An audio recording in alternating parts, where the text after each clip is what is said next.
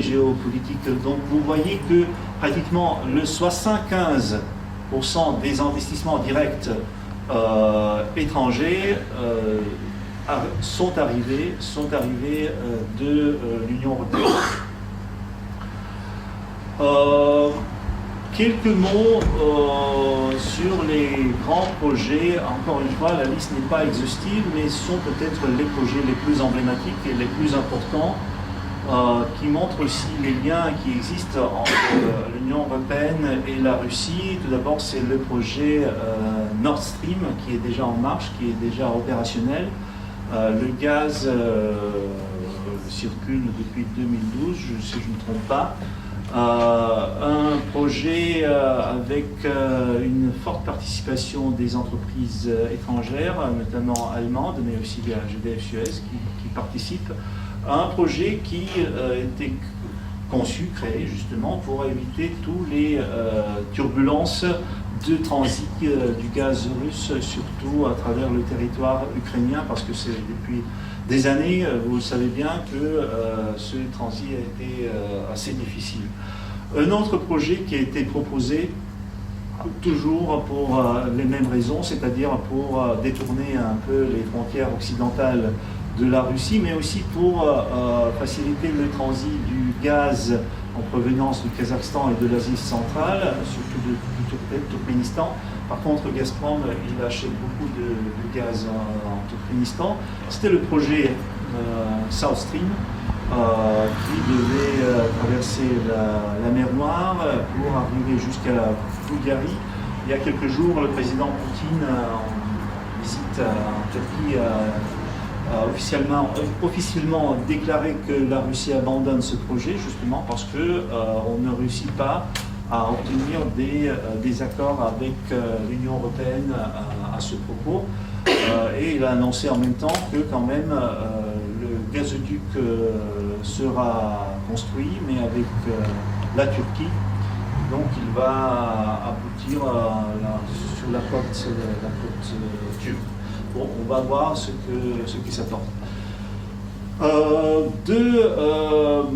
Deux sujets, deux projets que je voudrais aussi mentionner.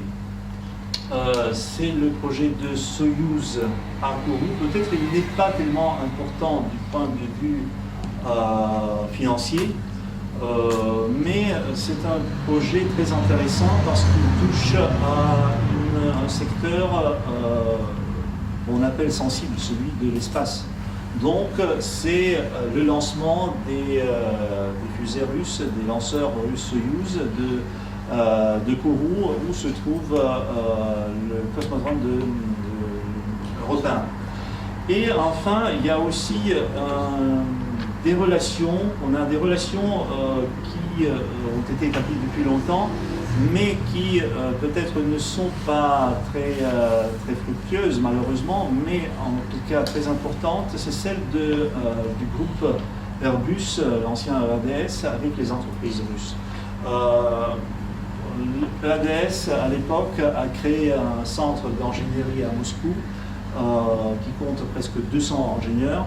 Le groupe Airbus importe pratiquement la moitié du titane qu'il utilise pour ses avions de la Russie, de la société Vesenko Avisma. Et il y avait des longues et difficiles négociations avec un certain résultat, avec des entreprises aéronautiques russes pour la fourniture de différentes pièces pour les Airbus, notamment avec l'entreprise Irkut.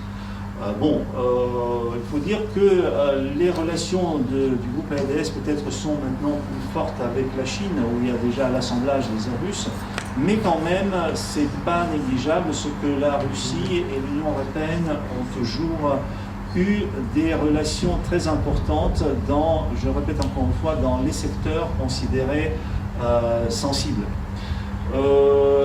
Bien évidemment, je ne peux pas ne pas mentionner le sujet du Mistral, qui c'est un projet commercial. Il n'y a pas une vraie coopération ou une coopération technologique approfondie. Mais c'est un projet extrêmement important qui dépasse désormais les relations bilatérales entre la France et la Russie. C'est un projet qui dépasse ces relations et qui est devenu un projet d'envergure européenne, voire transatlantique, pour la même raison pour laquelle j'ai mentionné les projets de Soyuz et d'Airbus.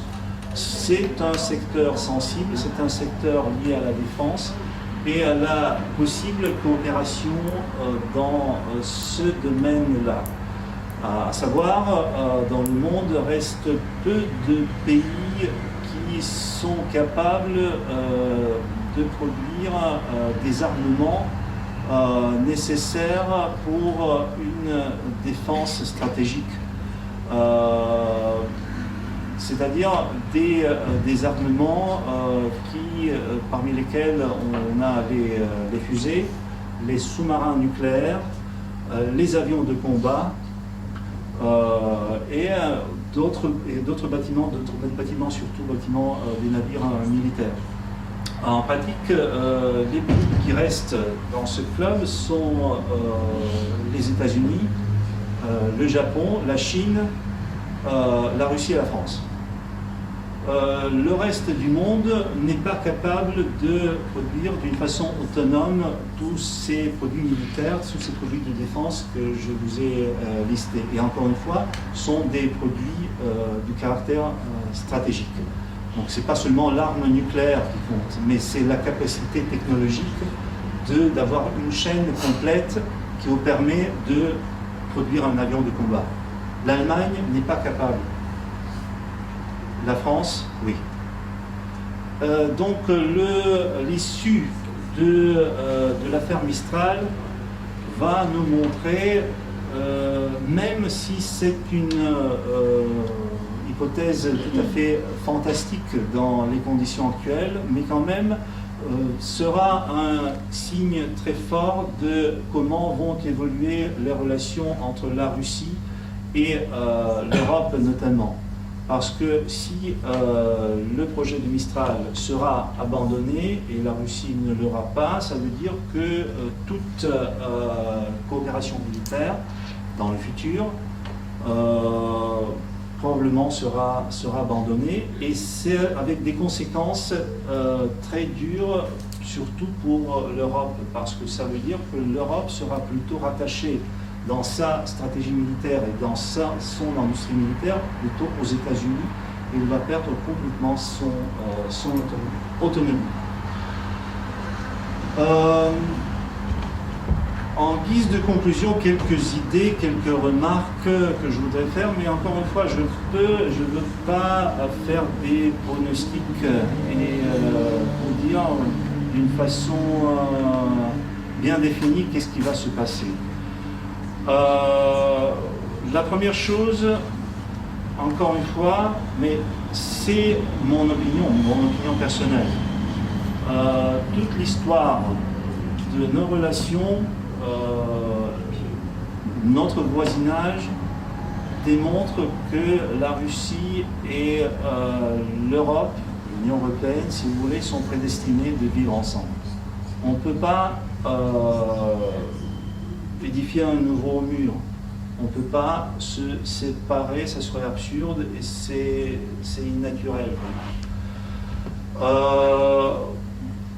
Je suis convaincu qu'on parle souvent maintenant de la guerre froide, que nous allons revivre une nouvelle guerre froide.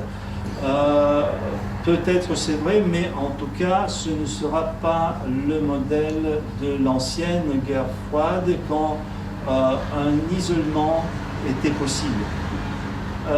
Désormais, les liens, surtout les liens économiques, sont tellement forts que des échanges vont continuer. Et les liens entre les hommes et les femmes, les liens entre les personnes sont devenus tellement forts qu'ils ne sont pas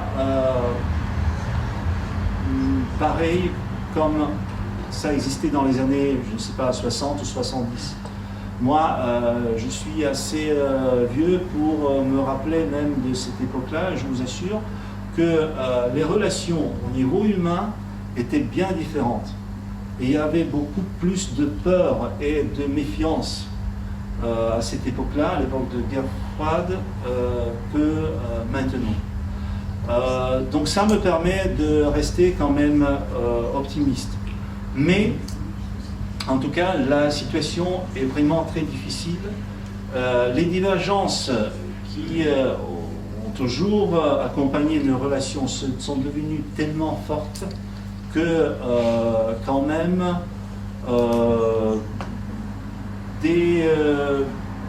disons des tournants sont possibles. Et on parle souvent de la Russie qui va s'orienter vers la Chine, vers l'Asie. Oui, c'est possible, c'est probable. Mais encore une fois, si ça aura lieu, ça sera vraiment un processus très difficile, dramatique, voire tragique, soit pour la Russie, soit pour l'Europe. Merci.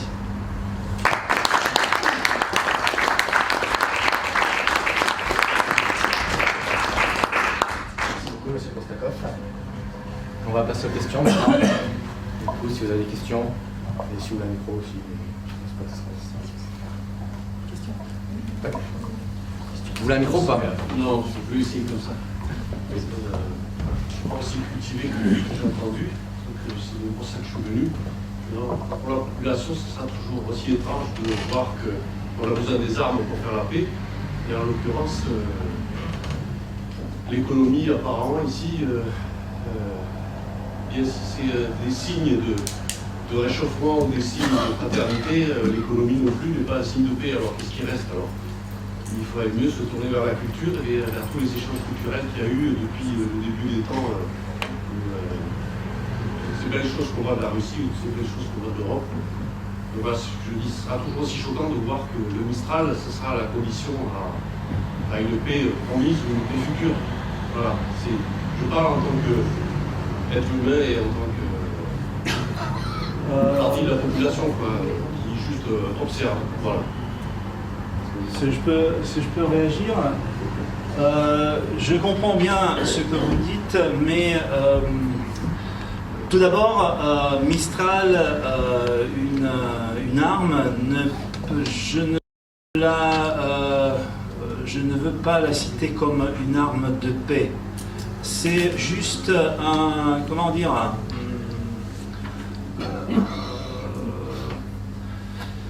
fait marquant qui pourra nous faire comprendre qu'est-ce qui va se passer. Et de l'autre côté, désolé, mais je dois être cynique. Moi aussi, je suis un grand partisan des échanges culturels. J'adore la culture et les échanges qui existent entre la Russie et l'Europe ont été toujours riches et marquants. Mais nous devons comprendre que malheureusement, le monde est géré par des intérêts financiers et les intérêts du pouvoir. Et ce sont eux qui vont déterminer la dynamique des faits, malheureusement. Autre question? Est-ce que vous voulez le micro? Oui, je peux faire.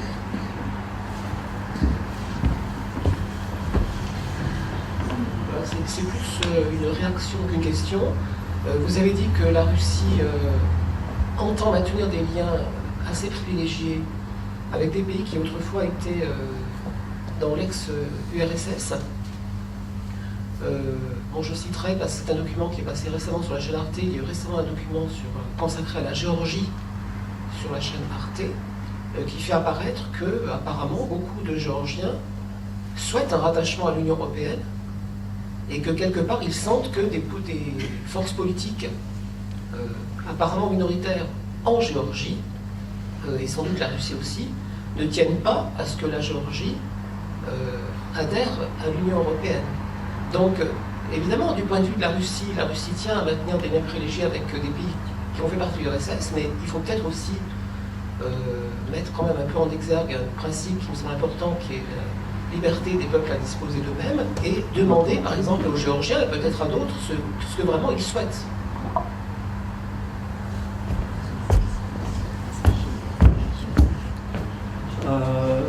Je vais réagir aussi, encore une fois. Malheureusement, dans tout ce qui se passe, il y a un mélange très, très difficile du cynisme politique, souvent, pas seulement de la part de Russie, mais vous vous dites que la plupart des Géorgiens veulent un rattachement à l'Union européenne. Les Ukrainiens...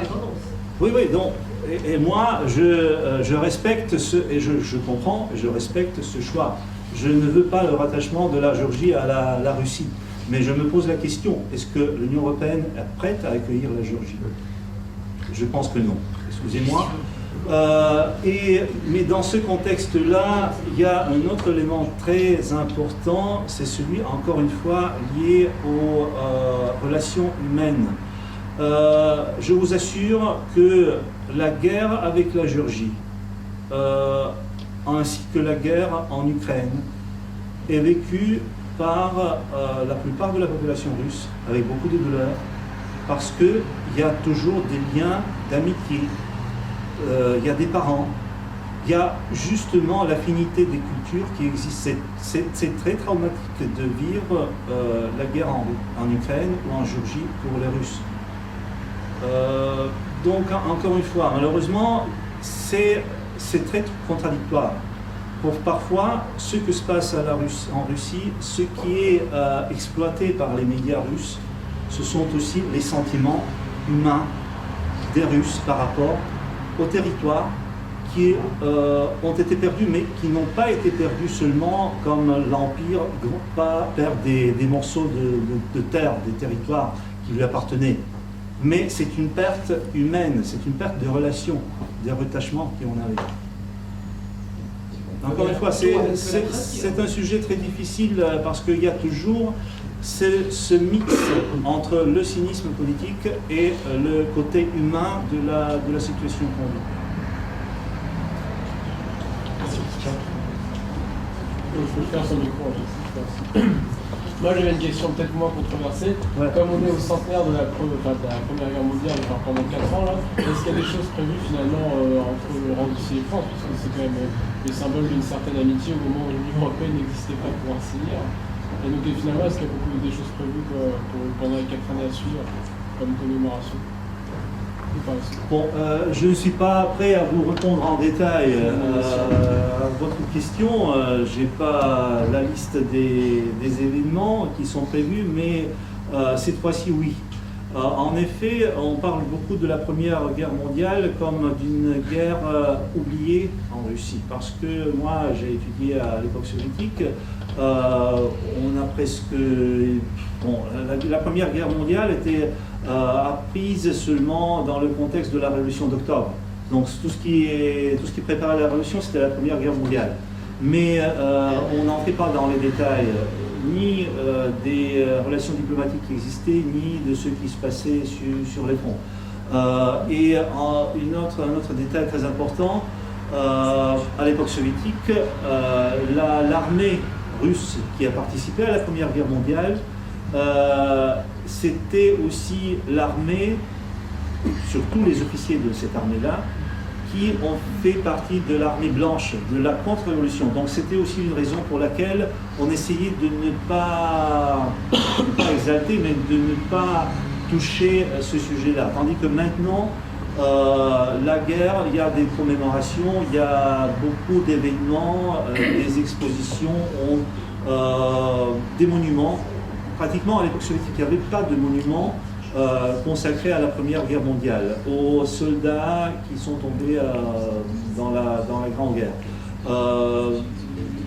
Je vous rappelle par contre la récente inauguration d'un monument sur les quais de Seine au corps expéditionnel russe. Aussi une page qui a été complètement oubliée parce que c'était des Russes qui, en 1915, ont été envoyés sur le front occidental, qui ont combattu ici en France et qui malheureusement ont eu un sort tragique à la fin de la guerre parce qu'ils ne pouvaient, c'était assez difficile pour eux de revenir en Russie, où ils sont devenus prisonniers de guerre sur le territoire français, où ils devaient abandonner complètement leur devise militaire russe pour devenir soldats français. Donc il avait un choix vraiment très difficile en 1917-1918. En Russie, il était oublié complètement, et heureusement, cette page de l'histoire a été rétablie. C'est juste pour vous illustrer que vraiment maintenant on est très sensible à cette époque-là et à tout ce qui se passait en 1914-1918.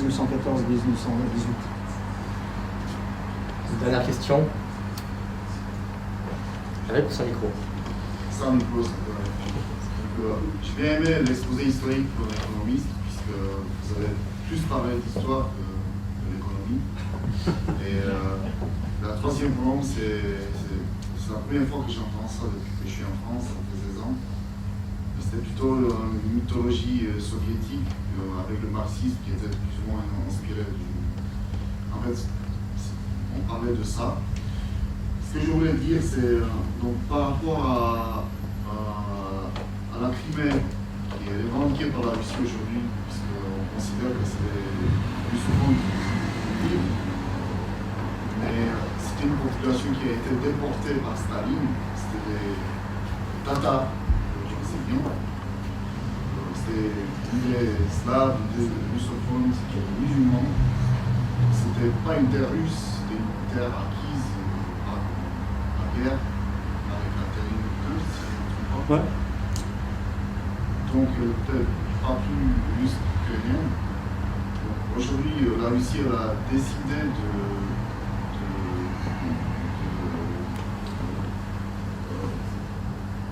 ne pas respecter l'accord de 1994 qu'il avait signé avec les États-Unis, l'Angleterre et l'Ukraine sur l'intégrité territoriale. Donc, je me pose la question comment cela va évoluer, puisqu'il y a le président de l'Abkhazie en Géorgie et la Transnistrie dont vous avez parlé. Vous parlez d'une armée de paix. Pour moi, ce n'est pas une armée de paix, puisque c'est l'armée soviétique 14 qui est là-bas depuis 89, 91, la dissolution, et c'est un facteur d'instabilité entre l'Ukraine et la Moldavie. Il n'y a même pas de continuité territoriale avec la Russie, c'est un non-moins-simple.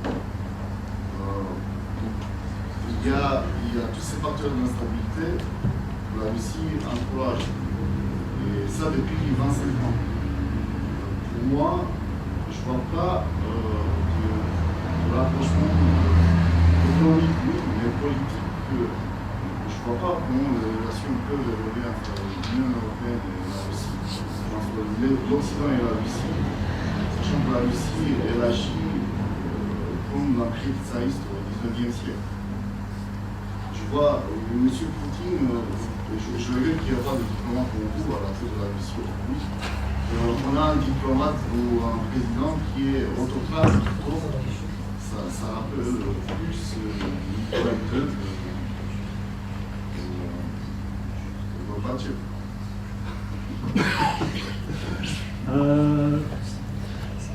Écoutez, je crois que chacun a joué son rôle dans l'histoire, soit Gorbatchev, soit Poutine, soit Nicolas II.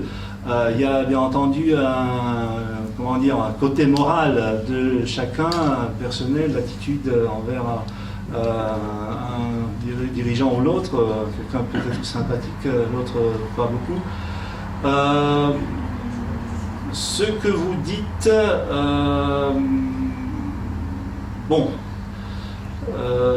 c'est une question à laquelle est difficile à réagir et difficile à répondre. Mais ce que nous voyons, c'est quand même un résultat d'une attitude européenne qui n'a pas pris en compte, surtout dans les années 90, la spécificité de la Russie. La nécessité quand même de tenir compte de ses intérêts et de négocier. Parce que dans les années 90, il n'y avait pas de négociation. ce que nous avons aujourd'hui, soit avec l'Abkhazie, soit avec la... Bon, la Transnistrie, c'est vraiment un conflit qui est devenu historique. Mais si on prend les derniers cas, l'Abkhazie, l'Ossétie du Sud, la Crimée, à mon avis, c'est un résultat tout d'abord de ce que l'Union européenne et la Russie n'ont pas pu trouver un accord. Je ne trouve pas que la responsabilité est totalement russe dans tous ces cas. Il faut comprendre que la responsabilité doit être partagée. L'Europe, malheureusement, n'a pas pu comprendre ça à un certain moment et elle continue à ne pas le comprendre.